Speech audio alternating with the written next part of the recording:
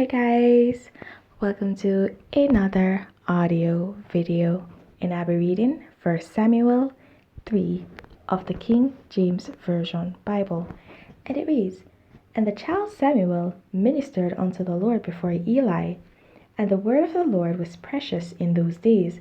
There was no open vision.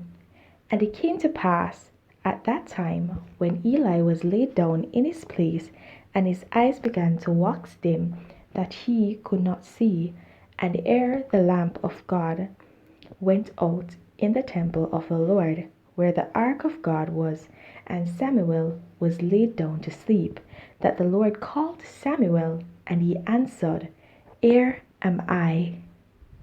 And he ran unto Eli and said, Here am I, for thou callest me. And he said, I called not. Lie down again. And he went and lay down.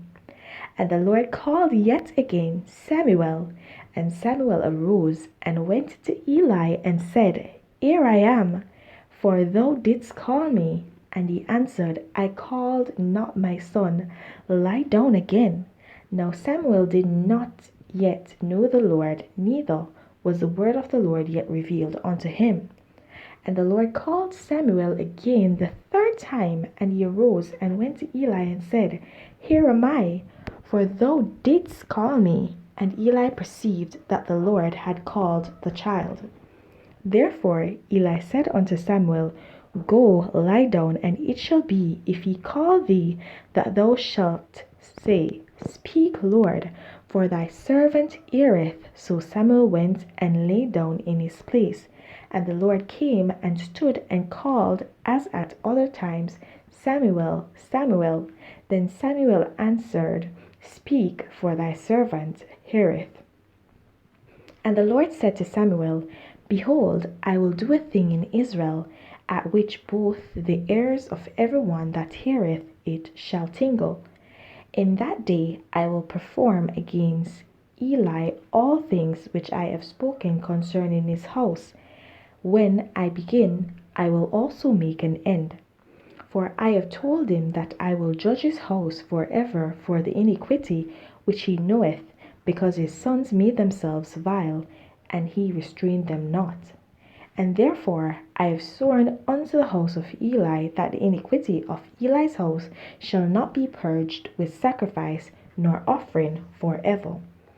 And Samuel lay until the morning, and opened the doors of the house of the Lord, and Samuel feared to shew Eli the vision. Then Eli called Samuel and said, Samuel, my son. And he answered, Here am I. And he said, What is the thing that the Lord hath said unto thee? I pray thee, hide it not from me. God do so to thee, and more also, if thou hide anything from me of all the things that he said unto thee. And Samuel told him every whit, and hid nothing from him. And he said, It is the Lord, let him do what seemeth him good. And Samuel grew, and the Lord was with him, and did let none of his words fall to the ground. And all Israel from Dan even to Beersheba knew that Samuel was established to be a prophet of the Lord. And the Lord appeared again in Shiloh, for the Lord revealed himself to Samuel in Shiloh by the word of the Lord. Alright guys, so in this chapter, here's something very important I'm going to show you. Alright, so here it is. It says, And the child Samuel ministered unto the Lord before Eli. That, but not so much that. I'm coming to the last part of the sentence, but anyways, I'm coming. Okay? And the word of the Lord was precious in those days. There was no open vision. Do you get that? There was no open vision.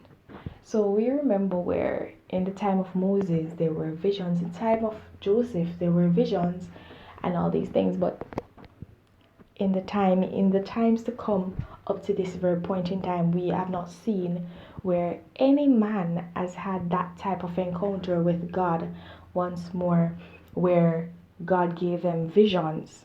Okay, but here it is that he said there was no open visions in those days. But here it is that with Samuel, it would actually be reinstated. That concept would be reinstated. Samuel was a prophet, not a judge, a prophet. Okay? And here you have it. The visions are going to start reoccurring again. The Lord has found favor with someone yet again. The Lord sees someone that is actually walking somewhat worthy of Him, that He would call that person to Him, which is actually Samuel at this point in time. Remember, Samuel was offered before the Lord even before he was born. Okay, before his conception, even before his conception. Okay, and that speaks volumes to me. I don't know about you all, but that speaks volumes to me. I mean, the fact that he was actually given to God from before he was even conceived.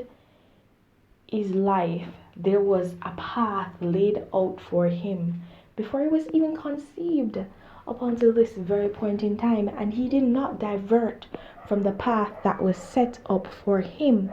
He actually followed through on it, and that in itself is the amazing thing.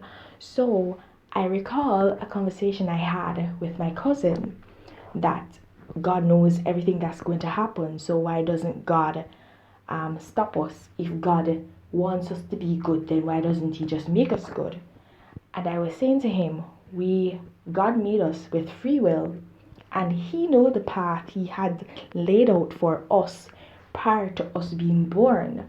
But it's for us to choose to walk that path. And here it is that for Samuel's path was set out and laid out for him even before he was conceived. And this shows how it is that our paths are laid out for us before we're even conceived. But we're the ones that decide that we want to divert from that path that God had intended for us. Okay, and He gave us free will so that we would actually choose whatever path we want to take. He knows the path that He had planned for us.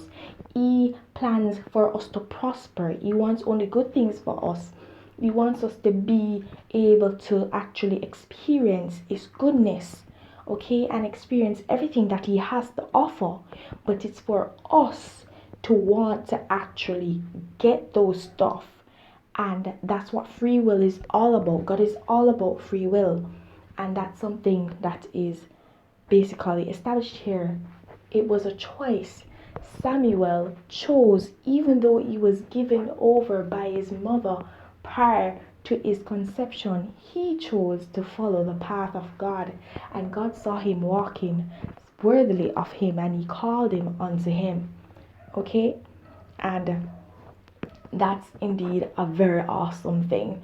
I mean, guys, I don't know about you all, but that's an awesome thing to be called by God, and to be actually to follow the path that God had actually set for you, not diverting from that. Because I mean, some people will start off actually following the path, and then there comes a stumbling block, and they swerve, and so they have to be redirected to the path that God had initially intended for them. But here you have Samuel. He never diverted from that path. He was stayed on that path. He was before God, and he ministered unto the Lord before Eli. Okay? He grew up before God, in God's sight, doing God's work. And that is awesome.